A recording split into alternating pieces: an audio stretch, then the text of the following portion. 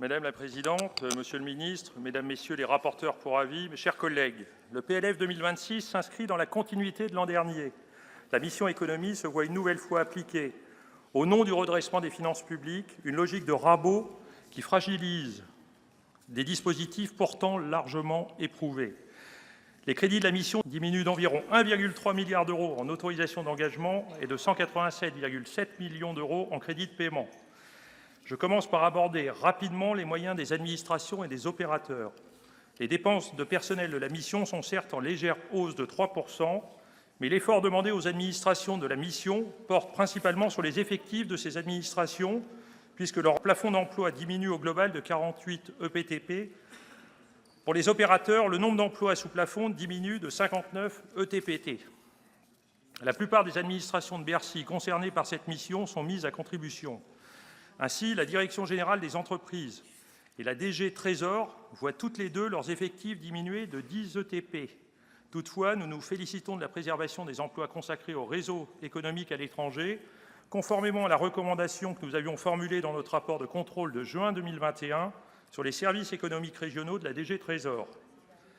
La DGCCRF voit ses effectifs augmenter de 5 ETP. Vous connaissez, monsieur le ministre, l'attachement de notre commission à cette administration de terrain. Nous avions recommandé dans notre rapport de contrôle de septembre 2022 de mettre fin à la dynamique de suppression de postes qui avait été trop marquée depuis 2007. Si nos recommandations ont été entendues dans un premier temps, l'année 2025 a marqué un retour en arrière regrettable puisque 3 ETP ont été supprimés. Nous nous félicitons donc que les moyens humains de la DGCCRF soient préservés et même légèrement renforcés dans ce PLF 2026.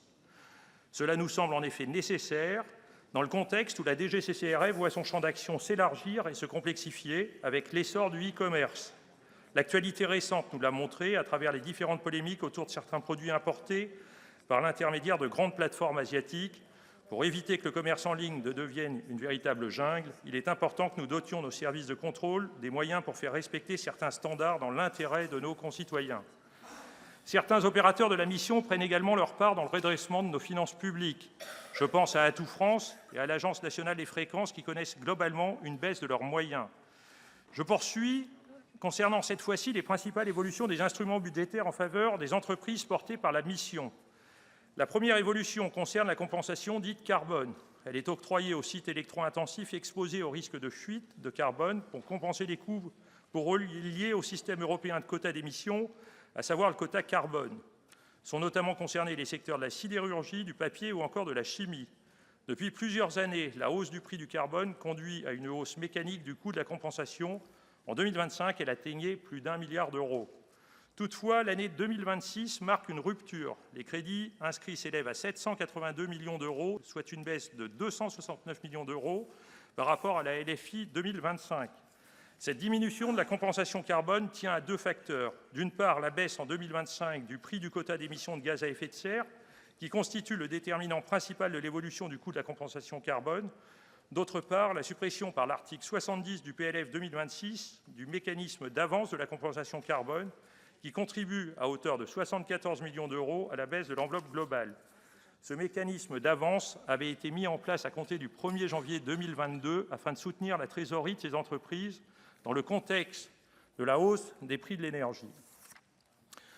Je passe rapidement sur un sujet qui nous tient à cœur et sur lequel nous avions déjà alerté notre Assemblée l'an dernier. Je fais ici référence au désengagement de l'État du financement des pôles de compétitivité. Comme en 2025, le gouvernement a proposé dans ce PLF de supprimer purement et simplement les 9 millions d'euros de crédits consacrés aux pôles de compétitivité. Ces derniers ont pourtant fait la démonstration de leur intérêt pour le développement du tissu économique local et l'investissement privé dans la recherche et développement. C'est pourquoi je me félicite que ces crédits aient été rétablis par le Sénat par l'intermédiaire du projet de loi de finances de fin de gestion pour 2025 qui a prévu, grâce à un amendement adopté par la Commission, une enveloppe de 9 millions d'euros qui a vocation à être reportée en 2026 pour garantir la continuité de cette politique essentielle pour nos territoires. Quelques mots enfin sur le nouveau dispositif d'aide à la décarbonation de l'industrie. Après une ouverture de 1,6 milliard en AE en 2025, le PLF 2026 prévoit une nouvelle enveloppe de 500 millions d'euros, toujours en AE. L'objectif du soutien à la décarbonation de notre industrie est largement partagé, mais nous attendons, monsieur le ministre, un retour d'expérience sur la première vague d'appels à projet et sur le montant des crédits effectivement engagés à la date en 2025. J'aborderai pour ma part deux sujets. Tout d'abord, l'état du déploiement de la fibre optique et ensuite la compensation des missions de service public du groupe La Poste. Je commence donc par aborder le sujet du plan très haut débit. Ce plan apporte l'objectif d'un déploiement complet de la fibre optique à horizon 2025. Il est financé en particulier par le programme 343, dont l'objet est de subventionner les réseaux d'initiative publique, les RIP, dans les zones dans lesquelles le déploiement de la fibre n'est pas rentable pour les opérateurs. Ces RIP sont mis en œuvre dans le cadre des projets portés et financés par les collectivités territoriales. Le taux de couverture du territoire par la fibre optique s'est élevé en 2024 à près de 90%, ce qui a conduit la Cour des comptes, dans un rapport présenté à la Commission des finances en avril 2025, à présenter ce plan comme un succès. Néanmoins, vous le savez, des disparités subsistent entre les territoires et les raccordements complexes à la fibre dans certaines zones, notamment en montagne, sont des facteurs majeurs de ralentissement du déploiement. Une enveloppe de 16,1 millions d'euros en AE, très modeste au regard des enjeux, a été votée dans la loi de finances initiale 2025 sur le programme 343 afin de financer un dispositif expérimental de soutien au raccordement complexe dans le domaine. Un premier décaissement de 13,5 millions d'euros devrait avoir lieu en 2026, mais il faudra probablement aller beaucoup plus loin, Monsieur le Ministre. Par ailleurs, le PLF 2026 prévoit une enveloppe de 253 millions d'euros pour permettre la poursuite du déploiement des RIP. Ce montant a interpellé notre commission dans la mesure où la Cour des comptes indiquait, dans l'enquête présentée à notre commission, que l'année 2026 serait marquée par un pic de besoins de crédit en faveur des RIP à hauteur de 343 millions d'euros. Nous avons interrogé les services de Bercy sur cet écart de 85 millions d'euros entre les estimations de la Cour et les crédits finalement inscrits. Il nous a été confirmé qu'il serait comblé par des reports de crédits de l'année 2025 vers 2026. Monsieur le ministre pourra, je l'espère, nous le confirmer. Il est en effet essentiel que la disponibilité des crédits dédiés au financement des RIP soit garantie pour permettre un déploiement uniforme sur l'ensemble de notre territoire. Deuxième point, je voudrais poursuivre en évoquant la compensation financée par la mission économie et versée à la Poste au titre de ses différentes missions de service public. Notre Assemblée alerte chaque année le gouvernement sur la situation de sous-compensation des missions de service public assurées par la Poste. D'après la Poste, le coût des 4 missions de service public serait de 2 milliards par an, alors que l'entreprise n'a reçu en moyenne qu'1 milliard de compensation par l'État ces dernières années. Or, le PLF 2026 prévoit une nouvelle baisse conséquence des compensations versées par l'État qui s'élève à 802,2 millions d'euros contre 927,5 en 2025. Monsieur le ministre, cette situation n'est pas tenable. Elle limite les capacités d'investissement de la Poste et pourrait à terme se répercuter sur la qualité du service au détriment de nos concitoyens. Toutefois, la Commission des finances a bien conscience que ce PLF ne constitue pas le vecteur adéquat pour régler la situation de sous-compensation chronique des missions de service public de la Poste. Une réflexion de fond devait être très vite engagée par le gouvernement, en lien avec la Poste, mais aussi avec les collectivités territoriales, afin de remettre à plat le périmètre et le financement de l'ensemble de ces missions et d'en assurer la soutenabilité. Je m'attarderai plus particulièrement sur la mission d'aménagement du territoire, qui est absolument essentielle et qui, comme vous le savez, vise à maintenir des points de contact dans l'ensemble de notre pays. L'année dernière, la dotation budgétaire fixée par le PLF 2025 était insuffisante pour respecter la compensation des 174 millions d'euros prévus par le contrat de présence postale entre l'État, la Poste et l'Assemblée des maires de France. Le Sénat avait donc adopté à l'unanimité un amendement de 15 millions d'euros permettant de respecter ce niveau de compensation. Cette année encore, le compte n'y est pas. Toutefois, fort et heureusement, le Sénat a adopté dans le cadre du dernier projet de finances de gestion un amendement visant à renforcer 52 millions d'euros de la compensation du titre de ces missions. Ces crédits ont vocation à être portés sur l'année 2026 pour sécuriser un niveau de financement adéquat. J'aimerais que Monsieur le ministre nous le confirme. J'insiste sur le fait qu'il s'agit d'une mission de service public essentielle à nos territoires et que l'amendement adopté dans le PLFG à l'initiative de la Commission des finances n'a finalement vocation qu'à maintenir pour 2026 le niveau global de compensation prévu dans le cadre du contrat conclu entre l'État et la Poste. Une fois de plus, les crédits en faveur de la politique industrielle prévus au sein de la mission économie sont en baisse. Je ne vous cache pas mon inquiétude face à ce projet de budget pour 2026 concernant notre politique industrielle, mais je mets des guillemets à la formule car je crois de moins en moins à son existence réelle. La politique industrielle, tout comme son ambition, la réindustrialisation, est tout bonnement introuvable. Un chiffre m'a tout d'abord frappé à l'étude de ce projet de loi de finances pour 2026. Pour la première fois, nous descendons sous le seuil symbolique du milliard d'euros, avec seulement 941 millions d'euros en crédit de paiement à destination de l'action 23, qui regroupe une partie des crédits d'intervention pour l'industrie. Bien sûr, cette action ne reflète pas la totalité des moyens accordés à la politique industrielle de notre pays, tellement leur dispersion est grande. Mais c'est tout de même un très mauvais signal alors que l'industrie française poursuit malheureusement son déclin. Nous en avons malheureusement chaque jour des illustrations. Dans un tel contexte, je conteste le choix gouvernemental d'accélérer la baisse des soutiens à l'industrie dans le PLF pour 2026. L'industrie française doit être aidée différemment et de manière beaucoup plus ambitieuse. Nous avons besoin de grands plans industriels incontournables pour notre souveraineté. Je voudrais redire que la politique industrielle est illisible d'un point de vue budgétaire, car ses moyens sont éclatés au sein du budget. Cela nuit à la mission de contrôle du Parlement. C'est par exemple le programme 112 de la mission Cohésion des territoires qui finance le dispositif Territoires d'industrie, un dispositif qui aurait toute sa place pourtant dans notre mission. Monsieur le ministre, vous avez conscience de cet éclatement puisque la Direction générale des entreprises a elle-même réclamé une refonte de la maquette budgétaire afin de faire apparaître de manière unifiée et consolidée pour une meilleure lisibilité les crédits de la politique industrielle au sein du PLF. Le gouvernement repousse cette réforme, mais nous devons la soutenir pour que le changement s'opère dès le budget 2027, laissant ainsi le temps à toutes les administrations concernées de préparer cette évolution. J'attends de votre part aujourd'hui, Monsieur le ministre, un engagement à veiller au respect de cette réforme indispensable du PLF à l'horizon de la préparation et de la présentation du prochain budget. Vous pouvez compter sur ma détermination ainsi que sur celle de mes collègues. Nous resterons vigilants quant à la mise en œuvre d'une telle réforme de la maquette budgétaire dans le PLF pour 2027. Pour l'heure, vous avez entendu mes inquiétudes et mes réserves qui vont bien au-delà de la seule question budgétaire. Notre industrie a pourtant bien besoin de nous. La Commission de l'aménagement du territoire et du développement durable a émis un avis favorable à l'adoption des crédits relatifs au programme France Très Haut Débit de la mission Économie, sous réserve de 2 amendements adoptés à l'unanimité en commission en faveur de la cohésion numérique des territoires. En effet, au-delà de l'investissement dans des infrastructures numériques robustes, il est complémentaire et même nécessaire de faire en sorte que le très haut débit puisse être accessible et bénéfique pour toutes et tous à l'heure où un adulte sur 3 est éloigné du numérique. Je vous livre ainsi 2 points de vigilance issus des travaux de notre commission. Premièrement, sur le plan des infrastructures.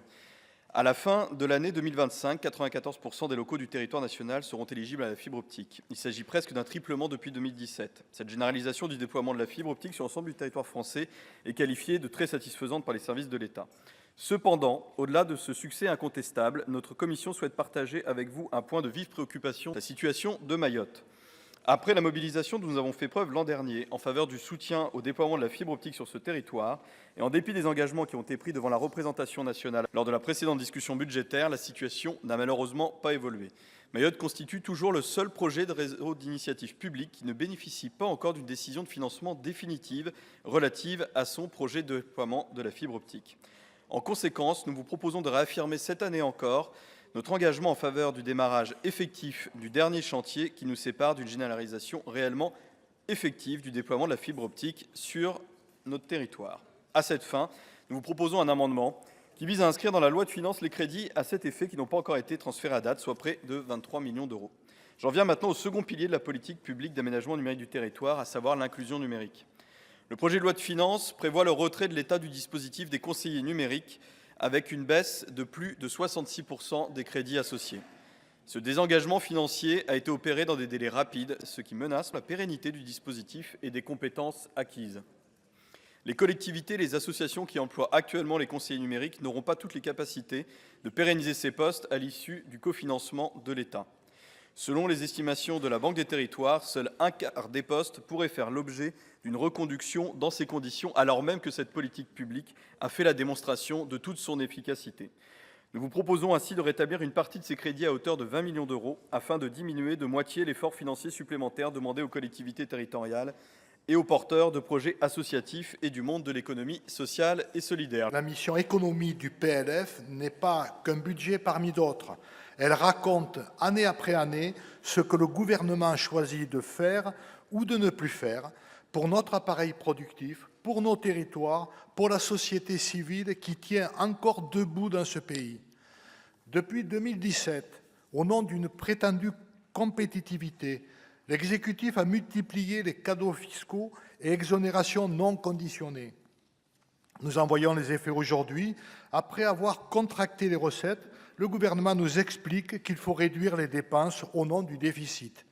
Après avoir creusé le lit de la pénurie, vous en invoquez la fatalité. En quelques années, la mission économie est passée d'un budget de sortie de crise, déjà largement capté par les grands dispositifs technico-techniques, à un budget d'austérité où l'on coupe dans l'inclusion numérique, la poste, les associations ou l'artisanat, précisément les services qui font vivre nos territoires et protègent les plus isolés. Dans ces conditions, le budget n'est plus seulement celui des moyens, mais celui de leur emploi. On en vient à se demander si nous manquons seulement d'argent ou surtout de lucidité pour le diriger là où il serait réellement utile. Par exemple, pour un fonds de soutien à la reprise des sites industriels par les SCOP et SCIC des salariés. Un amendement que notre groupe vous proposera et qui pourrait d'ailleurs bénéficier aux papeteries de Condat dans mon département. Nous savons sur nos bancs le rôle décisif de l'échelon local. C'est là que s'inventent les solutions et que se tissent les coopérations. C'est là où les associations, la Poste, les PME et les structures de l'économie sociale et solidaire répondent concrètement au chômage, à l'isolement, aux besoins de services publics. Quand on réduit les moyens, on érode mécaniquement et silencieusement le développement des territoires qui est pourtant le ciment de notre société. Monsieur le ministre, nous dénonçons sévèrement le manque de considération pour la société civile et les territoires. Mais nous dénonçons aussi, et depuis plusieurs années, le manque de lisibilité macroéconomique de votre politique industrielle. C'est pourquoi, au nom du groupe socialiste, je ne peux que dire notre profonde réserve sur cette mission économie et notre volonté pour une autre voie, plus juste, plus lisible, plus proche du pays réel. Notre vote sera donc défavorable.